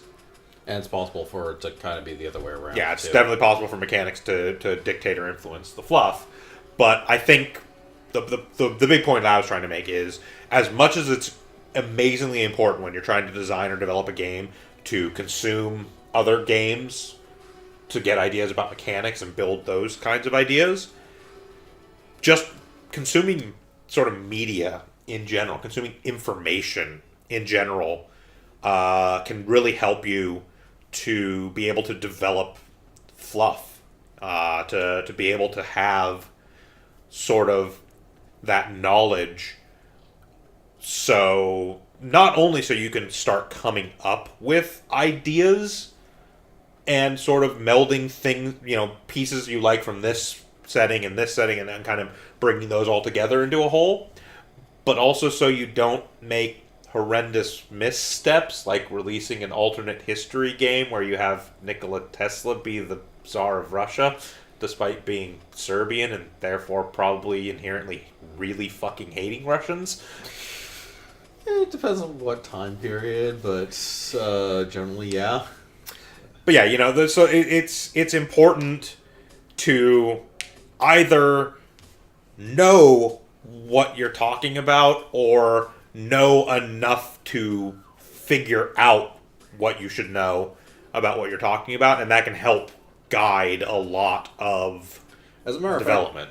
As a matter of fact, if you have a component from like real history that you want to use, do make sure to at least study the topic a little. Yeah, that can be a humongous landmine to step on if you just go in with a very loose sort of pop cultural knowledge of a particular setting or event and try and focus something around it, and there may be some real hidden stuff to that can just really sidetrack and kind of derail you when you try and release to a larger audience, when you try and start marketing. Because especially if you're focusing on a particular historical setting or a particular event, you're going to draw people who are very knowledgeable about that thing, because honestly, that's kind of part of your target audience in that occasion. Yeah. And you want to make sure you know at least a decent fraction of what they know about it, if not more than they know about it, to really be able to kind of deflect any negativity that may result. There's that. Also, conversely, especially if you're doing something like a fictionalized version, so Mikola Vespa, for example, as Tsar of Russia. Yeah. It could be. You could actually get a lot of ideas from the more legitimate history of him and the more detailed history of him. It gives you a lot of things to actually think about and kind of work with.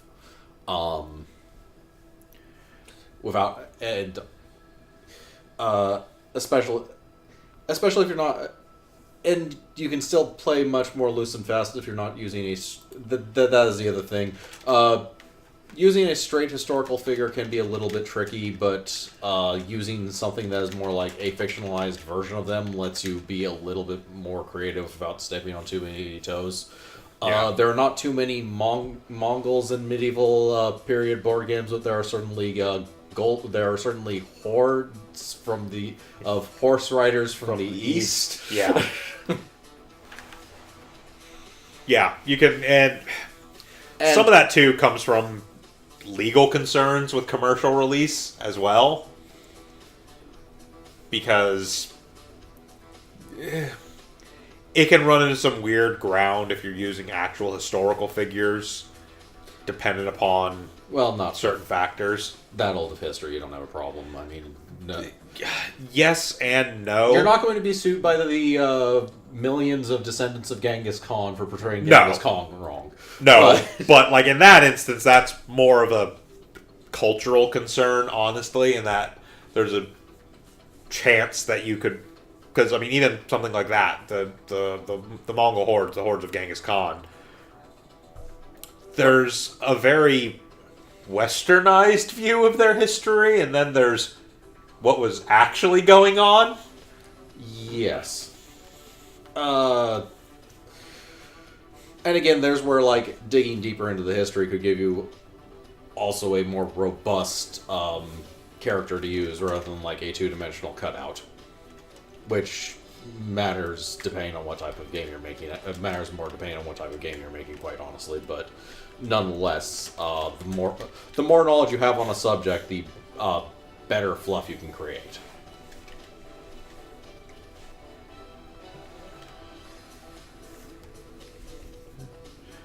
So just another topic to bring up, by the way, is that the stuff I'm writing here, and this is something, again, I think that's very common in development, at least it's definitely always been part of my process, is I kind of put down the ideas I have in the order they come, and then sort of rearrange them to flow better. Because, like, right now, you know, I'm talking about, oh, it's unclear how or when the Knights of the Key came into possession of these weapons.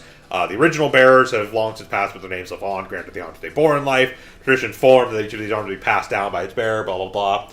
I'm probably actually going to later, prior to talking about the bearers of these weapons, insert about more detail about what the weapons themselves are and why they're important, and then end it off on the information about the bearers, just because it flows better that way. But, like, for right now, the stuff that's coming to me is about talking about the bearers and less about what the weapons themselves are. Yeah. RPG fluff has RPG fluff has to kind of be written in a weird order, which doesn't really or has to be presented in a book in a weird order, which doesn't quite flow as well with the creative process per se. So editing, lots of editing. Mm-hmm. And again, that's also part of why I like to keep each sort of separate section into its own separate document. So that way, when it comes time to actually kind of put it all together into a cohesive, thing, I can kind of go, well, let's see, let's look at my core documentation here. Okay, well, I've talked about this stuff sort of in this order in the core documentation, so that means that the next thing I should talk about is this, because it's a natural flow point from where I ended talking about the base. Mm-hmm. So having it each in a separate document sort of saves me from having to cut and paste huge chunks of a single document to move around. Yeah. And instead can just kind of splice together here and there. And also means, because like one of the other things I'm going to do is in each of these, so part of the design of this is each of these sections is going to also have sort of the build out where I build the talents and stuff that are unique to the sort of organizations I'm talking about. Mm-hmm. Those are going to each be in that document. So all the stuff that's talents that are kind of unique to the Knights of the Key is going to be in the Knights of the Key document. Mm. But when I actually put it together to hand off to you guys for actual usage in play, I will probably just have those all in a talents document rather than in each individual section. And they'll still probably be divided within that talents document into, hey, here are the ones for the Knights of the Key, here are the ones for mages, here are the ones for sorcerers. Yeah. But in this way, it makes it easier for me to work on them because I can have all the information I have about that organization to help guide what talents I should build for them. And then when it comes time to actually give it to you guys, it can be like, hey, here's all the talents for when you're actually building your character, and you don't need to worry about this huge chunk of fluff. If you're playing a member of the Knights of the Key, obviously you should kind of read through this section and be familiar with it. Yeah. But, as if you're playing, say, a mage, you can at least be vaguely aware of the kind of stuff that a Knight of the Key may have access to by seeing the talents they have, but you wouldn't necessarily need to be deeply ingrained in their lore. Yeah. So yeah, and again, I think every game designer probably has very much their own sort of workflow and their own way of focusing on things and kind of their own way they handle this stuff. This obviously that you're seeing is just kind of how I work on stuff, and I have very different stuff too. Like I have all kinds of different stuff depending upon what I'm working on. Because like here, for instance, is a design document for just a very basic changeover of the Genesis system to run a Gundam campaign. That is something still kind of in the works here and there with Ludwig. And like that was just, as you can see, the organization of this is very different than the organization of me trying to build a full campaign setting with its own mechanics. Even though it's based off the same system, has the same base core rules, this is handled very differently than a full system setup. And conversely, one of my other projects, which is currently kind of on hold, just because I haven't had the time or energy to really put a lot of work into it, is JoJo's Bizarre RPG, where I'm building from the ground up an RPG system to sort of emulate the play style of JoJo's Bizarre Adventure, to be able to play that in sort of a tabletop RPG. And as you see, there's not a whole lot of work put into this one. This was like maybe a couple hours worth of work as I slammed out some ideas onto paper. But this was going to be a complete from the ground up system build, so I had to start from a very different place than I had to start with just doing a campaign setting for an existing system. And then conversely, I have stuff like this, which is just cosplay ideas. My projects folder is kind of a mess because I'm the kind of guy that actually has, like, you know, does like 35 different kinds of projects. You know, we've got stuff in here for Sound Goblin stuff and, you know, all kinds of other things. So that's just kind of, my workflow varies depending on what type of project I'm working on and the scope of that project. But yeah, so some more stuff to talk about sort of games-wise. I've kind of hit a stopping point for this, actually, and I'm going to, real quick,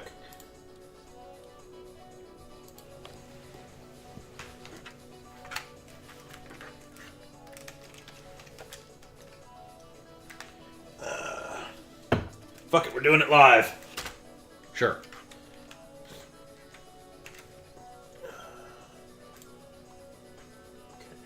Couch cam, we're going to add a video capture device, add existing video capture to...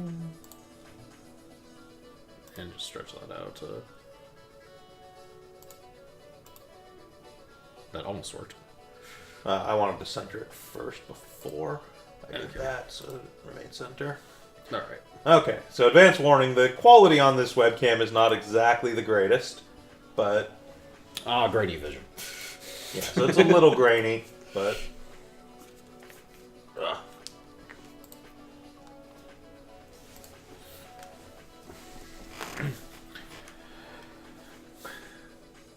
In order to pilot a plane, if you're playing as Joseph Hunter Green, you fail. Yeah. In order to pilot any plane that Joseph is on, you fail. That's how this works.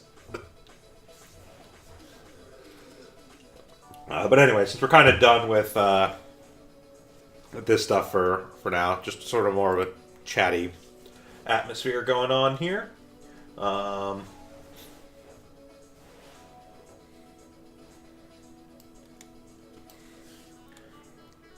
Yes.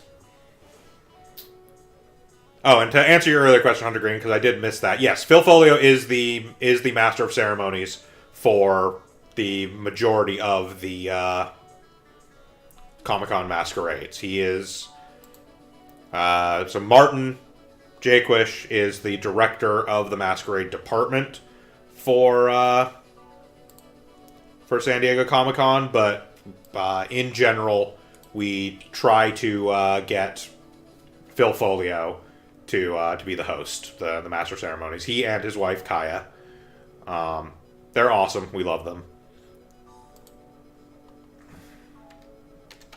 The audience a lot less so. It's because they don't put up with the audience's shit.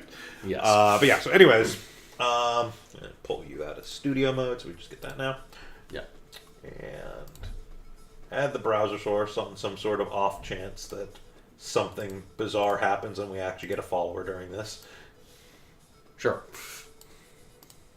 Or if I get bored and decide to hit the button again. But yeah, on to sort of more topics about sort of game design and development.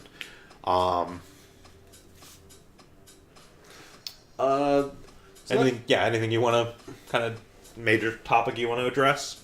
Kind of that like evolution and technology thing for, like especially that. when it comes to board games, because that is the one thing. Like, the last I'd say 20 years or so at least of board games has been even more than that, even more recently than that. But I mean, like the last 10 or 15 at the very least has been like a pretty constant advancement in board games, just from a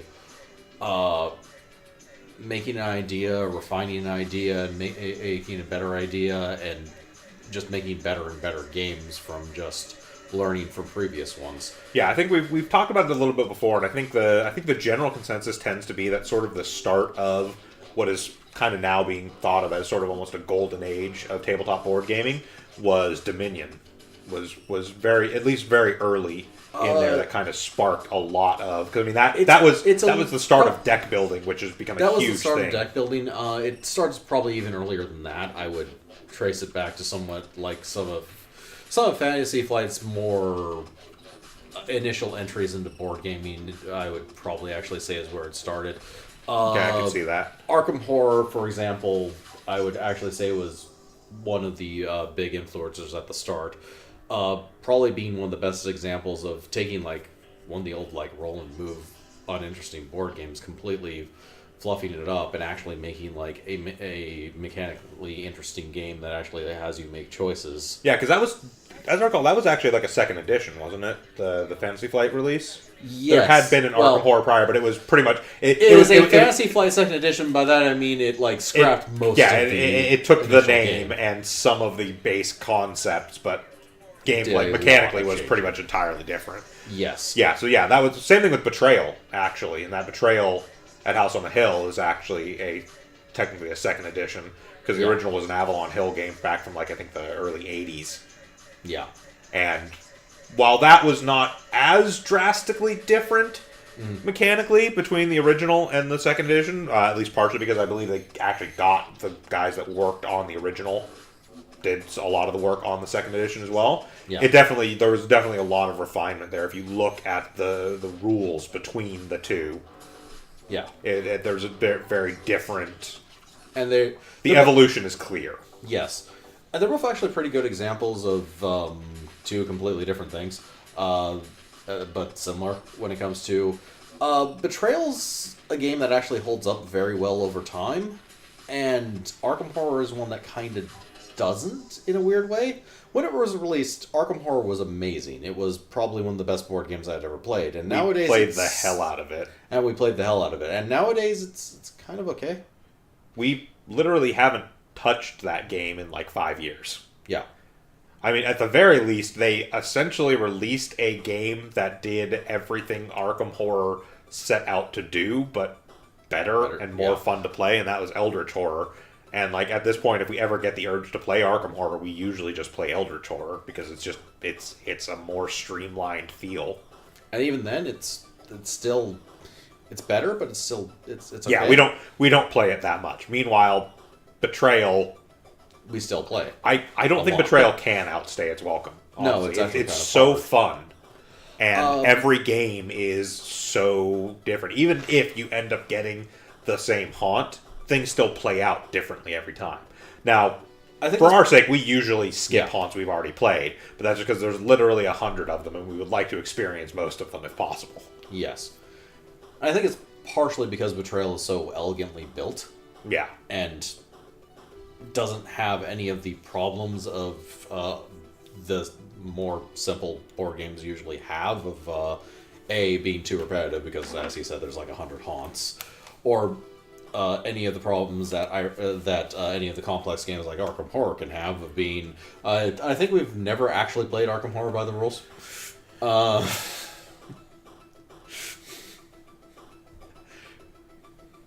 think you're right. Yeah. I don't think we've ever actually managed to successfully play a game where we didn't come back later and go, oh, we totally fucked that up. Yeah. We weren't supposed to do it that way. Yeah. Like that one where we totally thought we won on like the first turn, and then it turns out there is actually a rule in there where you don't actually win unless you have a gate trophies equal to the number of players. Yes, those great line item rules that no one's going to remember. Yeah. Just something to avoid in board games, but I have... I think part of a long list of these, and I think realistically, part of that too is actually sort of the beauty of Betrayal and why it works. Because it actually, at its core, is a really simple game. Yes, it is. It's a really simple game that basically adds the like victory conditions and the mechanically what you're doing within these mechanics when it decides what type of game we're playing. Yeah, the core of the game is very basic and very simple, which helps you to understand the game itself, because you come to the core of the game and you move through the house, you turn over tiles, you get cards. Yeah. That's really all it is at the start. And then once the haunt begins is when the actual more complicated mechanics come into play. But even if it's literally your first time playing the game, you've already had some time to get used to the basic mechanics, and now we're adding the complicated mechanics. It actually does it in a way very similar to how a well-designed video game does, where in a video game starts you off going, hey, here's how you move. Then you move, and it goes, okay, cool. Here's the button you push to attack. All right, now you know how to attack. Here's how you jump and attack. You know, it kind of gradually goes into it. And while Betrayal obviously doesn't have as many systems to tack on and to build to, it still does that same kind of thing, where it just goes, okay, here's, you start the game, okay, you have a speed stat, that's how far you can move. As soon as you go through a door that doesn't have a room on the side of it, you start flipping tiles until you find a room to put there. Now you're in that room. Does that room have a symbol? Okay, that symbol matches one of these cards, you get one of these cards. This card tells you what happens. Yes. It very step-by-step kind of takes you into the game, which is great, but by nature, I feel like doing a design in that state, like doing that kind of design, does somewhat limit the level of complexity your game can actually reach. Because nobody wants to be like, okay, it's turn 24, now we're going to add the next mechanic. Yeah. There's a point at which, the first time playing the game, there's X amount of time during which should be a learning period, and then you should be playing the game. You should no longer be learning how to play the game. Yeah. And I think we've run into that, honestly, in a few of the games we have, that I enjoy, but it sometimes took us a full first session of the game, like Robinson Crusoe. Yeah, that took, honestly, a full session and probably half of the next one for us to really figure out how to play that game. And it's a fun game, but the only reason why I think that's a fun game, and the only reason I think that our group would play that game at all, is because we are the kinds of people that play these games. Yes. It's that... We're a group that can get into complex games, but that's not every group. That's not most groups, actually. Yeah, and it's also a matter of, especially when you're developing a game, from the very outset, you should have in mind who you are targeting this game at. Who in your ideal are the people playing this game. Because that will, I feel, dictate a lot of direction and a lot of guidance about how complex you can make the game, how much of that complexity you can lay on the players at once, and how much you need to interweave the fluff with the gameplay. Because here's kind of one of the other things about Betrayal at House on the Hill. It actually has almost no fluff. But somehow the fluff is really good. It has a theme. Yes. It doesn't really have fluff. Mm. It doesn't have a story. It has a theme. And granted, it's a very pop culture conscious theme. Everybody knows, at least tangentially, even if they don't watch them, even if they don't enjoy them, even if they don't engage in them, everybody knows about old B horror movies. Yeah. Everybody knows those are just a thing. Yeah. At the very least, everybody knows about, say, Scooby-Doo, which is sort of a cartoon pastiche of that sort of old B horror movie. Yeah. And so the theme is instantly recognizable. So they don't need to tell a story per se for the game, because the story isn't what it's about. It's about the theme.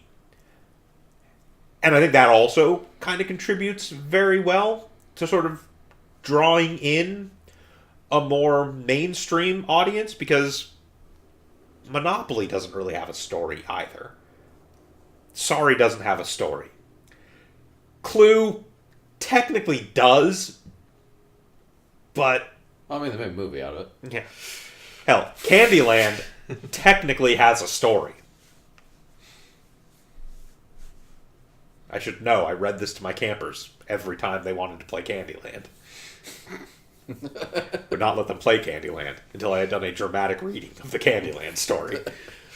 But, like, what the point is like, it's much easier to invest someone in a board game. Pretzel, did you run that music? There we go. Just going between tracks. Yeah. I think there was just a long, silent outro on the previous track there.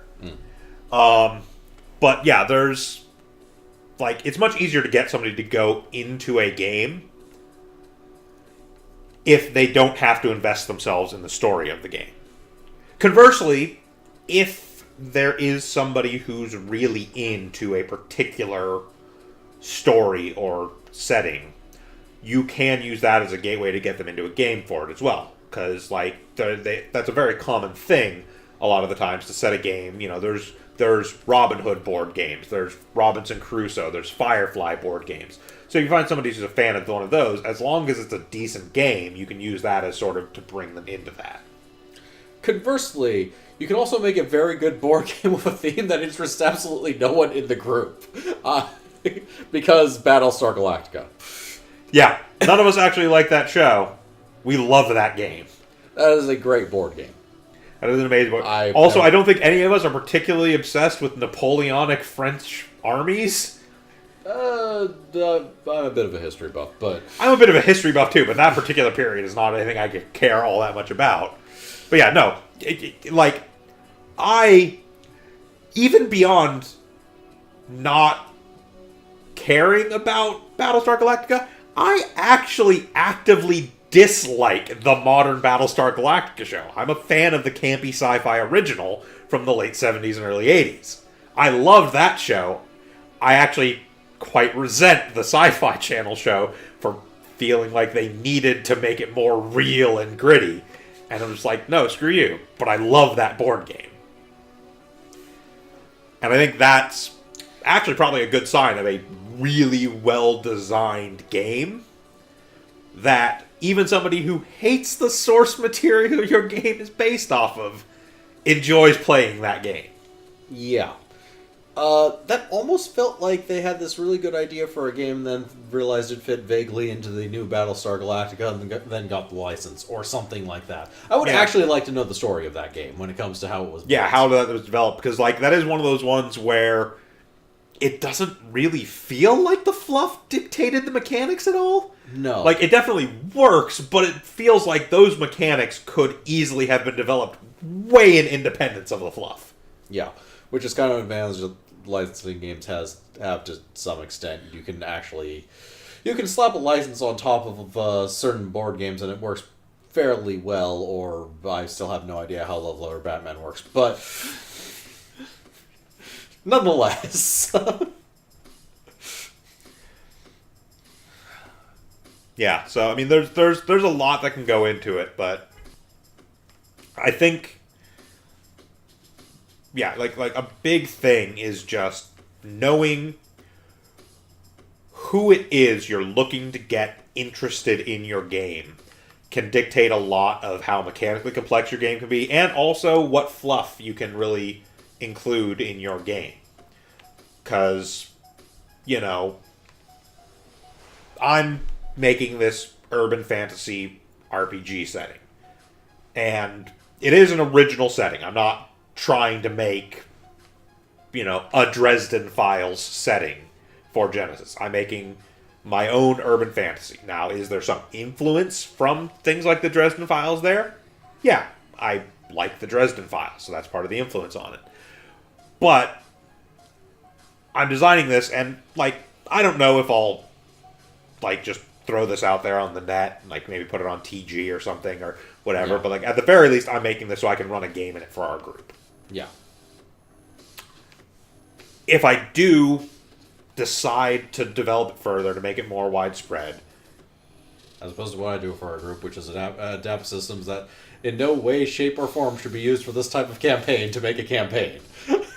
But, you know, if I do decide to take it further, it's like I kind of know who my target audience is, and that my target audience would be the kind of people that enjoy urban fantasy settings. Yeah. Now, that's an incredibly broad spectrum, especially more recently, because urban fantasy has become kind of a much bigger thing over the past decade or so. But, you know, it's neither here nor there. But the point is like, in designing that, and already knowing that I'm building this setting to be used specifically with the Genesis system, there's a second fan base there that I can consider, in that it is people that are fans of the Genesis system. Yeah. So it's kind of this balance, like, if I get to the point where I decide I want to actually release this, whether, you know, just out on the internet as like a PDF or whatever, that's the point where I'll need to make the decision, like, okay, who am I trying to release this for? And should I release this, what changes do I need to make to it? Whether simplification or, you know, revision of existing things to make it appeal to that target audience. And, like, if you're building something from the ground up, that's even more difficult, I guess, because, like I said, you have to have that kind of thought in mind from square one. You know, first word to page, you kind of got to be thinking, okay, you know, the fluff I'm building, the mechanics I'm building, are they too obtuse for my target audience? Are they not specific enough for my target audience? You know, you've got to know what kinds of things your target audience is looking for in a game to really be able to cater your game design towards your target audience. And if you release it and it hits with a different audience, awesome. That's great. But you should always have in mind a core group that you're trying to appeal to. And cynically, you could say, well, you should just figure out what the biggest group is. That's terrible. That is almost one of the worst audiences to try and aim for. But, like, from a cynical perspective, if you're like, well, I'm designing this game to get played by the most number of people and make me the most money, it's like, yeah, sure, you aim for the largest audience, but then you end up making an apples to apples, you know, Cards Against Humanity. You don't make anything with any sort of real degree of complexity. You make a party game, essentially. I have more sympathy for Cards Against Humanity in that respect, just because, at the very least, they did hit on something. So the development of Cards Against Humanity, I mean, it is literally a skin on apples to apples. But it is absolutely a skin on apples to apples, with the rules rewritten to essentially codify and encourage the way that everyone was going to play apples to apples anyways, because all people are secretly terrible. Yes. It's like, if you actually play by the rules of apples to apples, you are supposed to choose the card that best matches the, like, person, or, you know, whatever. Yeah. The way that everybody in history has ever actually played apples to apples is played the most awful combination possible to try and get the other person to laugh, and that's the one that wins. And so Cards Against Humanity was just like, screw it, we're just going to do that from the start, and that's the point. Yeah. But, like, again, and I'm not disparaging the development of party games. Because party games, if anything, can be harder to design than a core-focused game. Because mainstream appeal is rough.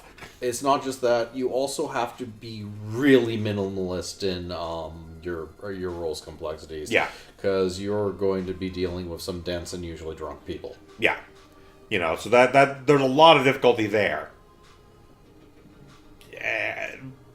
But it's just, like, to me, it's almost an entirely different, like, school of design philosophy. Like party games, something like Cards Against Humanity, or even like Super Fight, which is somewhat more complex than Cards Against Humanity. is you have to approach it with a very different design philosophy than even something as loose as, say, like Red Dragon Inn, which is still pretty much a party game, but is definitely more rules complex than Cards Against Humanity, than Super Fight. Like, you're not going to get... You can bring Cards Against Humanity basically to kind of any party, and it works. Yes. Red Dragon Inn, you have to have a group. And it's not necessarily as specific a group as you would have to say with Legion of Honor, but it's also to be the right kind of group to be able to do Red Dragon Inn. Technically, you should probably also have the right kind of group for Cards Against Humanity, but that's another matter entirely. Yeah. Kind of anyone of our generation, frankly. Yeah, that's true. Unless they take offense at Cards Against Humanity because they're way oversensitive for some reason. Yeah. Or whatever. Yeah. But yeah, it's just like, it's... Yeah, it's just like, there's... I respect people that can actually make sort of party games. Not the kind of game I'm interested in designing, not the kind of game I can design. No. I like complexity, I like interplay of mechanics. That's what I like to design, and so it's not anything I would ever try to do as, like, basically... it is well outside of anything I'd care about. No game I ever make is going to find itself on the shelf at Target. With recent trends, you'd be surprised what's on the shelf of the Target. No, I know Target has started carrying a lot of the more complicated board games, but they still go for mostly the more mainstream accessible stuff. Like Dominion was sold at Target. Yeah. Dominion is still a pretty basic game. Yes. It is the base level of deck building game. You're going to find Dominion on the shelf. Ironically, it's not the simplest deck builder, but yeah. No, but, you know, it's the core basis of the deck building game. You're going to find Dominion on the shelf at Target. You're not going to find Don't Rest Your Head. Yeah. Granted. You know, it's between subject matter and just general rules complexity. It's just kind of too much for that. But those are the kinds of games that I would want to design. You know, that I get excited about building. And there's a level where you have to cut it off, though. Like, well, yeah. You know, there's a level where when you look and you go, holy crap, this game involves 800 components, you need to wheel it back some. Yes, 800 components and the rules are 40 pages. I may be getting a little too complex here. Yeah. And that's not to say that you can't take half of that and move those ideas into another game. Or into the expansion. Yeah. You know, that's the other thing I think that's actually really cool, and few rare exceptions aside, is also more of a modern thing we're seeing a lot of, is that whole concept of expansions to board games. That is definitely a more modern concept, with a few exceptions, like, oddly enough, HeroQuest. But, yeah, HeroQuest, Catan. Yeah. Catan has, 8,000 expansions because they've never stopped actually making expansions to Catan. Yes. And also, amusingly, just by the way the rules work, all the expansions for regular Catan actually work for Star Trek Catan. Thematically bizarre as shit, but mechanically they mesh right in. But yeah, in fairness, Star Trek gets pretty thematically weird when you account for the original series. Yes, but the idea of expansions as a board game, I think, is, and the fact that that's actually an acceptable model and an actual working model now, I think is also kind of a huge boon to game designers. It's a boon. There are some cautionary thing, and almost the same cautionary thing you could take with video games, as a matter of fact, of sometimes it does feel like they cut out more what would actually make the game unique and put it into the expansion. Yeah. I mean, you have to be careful of that, but yeah. That's kind of a danger on the designer's part, though, and more than anyone else, because, quite frankly, you want that in the base game. Yeah. I mean, to me, the big thing is that from taking it from a perspective of somebody looking to design a game, I think one of the cool things about having the idea of being able to do an expansion is if I'm working on this game and I've hit this snag about a system or a mechanic that I just can't seem to work out, I can set that aside as long as it's not central to the actual game. I can set that mechanic aside and say, you know what, I will work on this later. I want to finish the core of the game, get that out there, and that can be part for an expansion. It lets you have that leeway to do that and not instead be, well, if it's not making it in the game now, it's never going to be there. And I mean, obviously, from a smaller, developer, really, publisher perspective, it's like, if it's our first game that we're making, we can't guarantee we're going to get an expansion. So there is that risk. We can't guarantee that the game's going to do well, that there's going to be any interest, that we're going to have the opportunity to do that. But at least as a designer, I can feel comfortable saying, well, it's not working, it's not really central to the game. I'd like it to happen, but I can develop it for an expansion if that happens. It gives me that freedom to do that. And also, one of the other things is if you do release a game and the game does get some good attention, get some good feedback, you can look at that feedback, and from that feedback also then start to kind of go, well, people are saying a lot of this. How can I expand upon that? You find out from the people that play your game what it is that actually makes your game fun. Because obviously, as a designer, I think I know what's fun about my game. But once it actually makes it into the hands of the players is when you really actually find out what it is that appeals about your game. The other thing it also lets you do is correct other things that you find happening that are less than ideal. Like, for example, with Pandemic, the original base game, after a while falls into the pitfall of whoever's played the most basically knows what everyone should be doing. Yeah, it just guides everybody. Yeah, so there's very much a general syndrome. The expansions are very much oriented towards making it so that's less clear of what you should exactly be doing. So yeah, it essentially introduces discussion. Yeah, they introduce more variability and more on the spot decision making rather than like, hey, here's the correct path to actually win this game. Once they started adding more elements of variability into the game, it becomes less about who has played this the most and more about, okay, here's the situation we now find ourselves in. Using the knowledge we have, what do we do right now to fix this? Yeah. Yeah, so that is definitely another good thing about expansion. It lets you expand upon what worked and fix what didn't. Yeah. And those are both very important in game design, I feel like. Yes. Gentlemen. Hey. Howdy.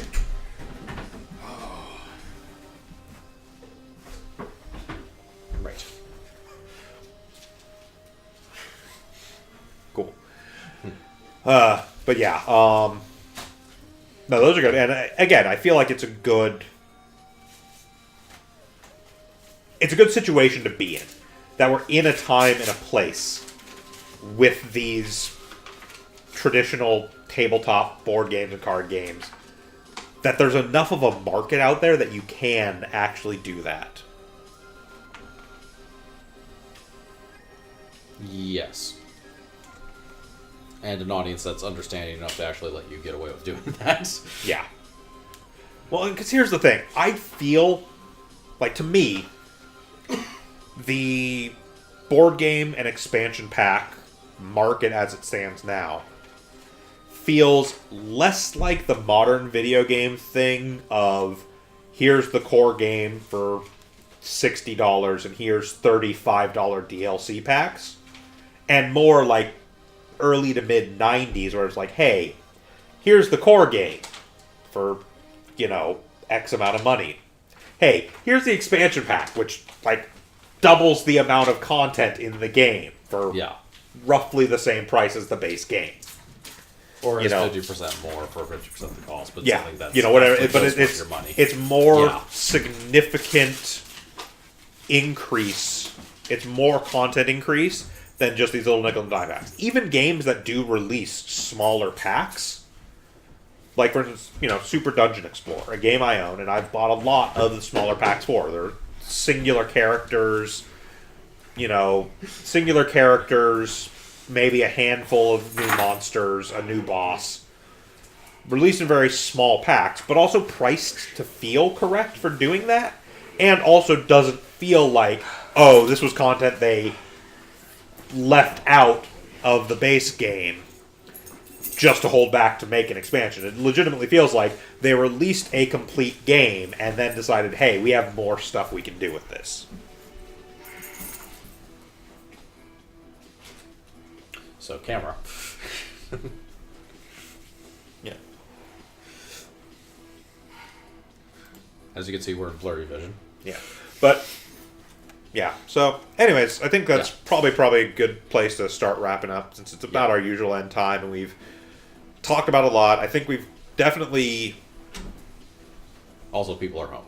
Yeah. Well, I mean, whatever with that, but... Yeah. Like, I feel like after this conversation, we definitely have... A lot of broad ideas. A lot of broad ideas, and also, I think, the discussion we had about sort of the organization of things, and having a discussion, sort of take down notes on that discussion, and then use that to form a script, probably better, because we kind of went a lot of directions off of a lot of different topics. We always kind of completed our thoughts for the most part, but it was sort of disorganized and stuff like that. But thank you all for joining us on this Tuesday night stream. A little bit non-standard, but we got some good work done, and we'll be back on Sunday, myself, Shiv, and Krampus, doing some more Kingdom Hearts 3. That'll be usual time, 2 to 3 p.m.-ish Pacific. And then next Tuesday, we'll be back here doing Donkey Kong Tropical Freeze. Yeah. In the meantime, keep an eye out. We don't have a time frame for it yet, but as we discussed, this is going to start being sort of a YouTube series where we actually review and analyze games. It's going to be more individual game specific per episode, but we may also have some episodes that are more broad topic. There might be more. I don't know. We'll have to discuss that. I tend to lean more on the analysis side anyways, or more broad analysis side anyways. It's very hard to kind of stick to a single board game, but there are a lot of board games that you can stick to. Like, it's kind of like, it depends on the topic we're doing, basically. Like, deck builders sticking to a single one, I think, is kind of folly. Yeah. Because they're not that... But yeah, so that'll be coming out hopefully sometime in the next few months, I would say. We'll have our first episode ready, just between discussion, filming, and editing. But yeah, in the meantime, thank you all for joining us. We hope to see you again. And sort of in capstone, board game design is... board game and traditional game design is complicated and fun and interesting, and if all else fails, just base it on the work of H.P. Lovecraft. That always seems to work. Bye.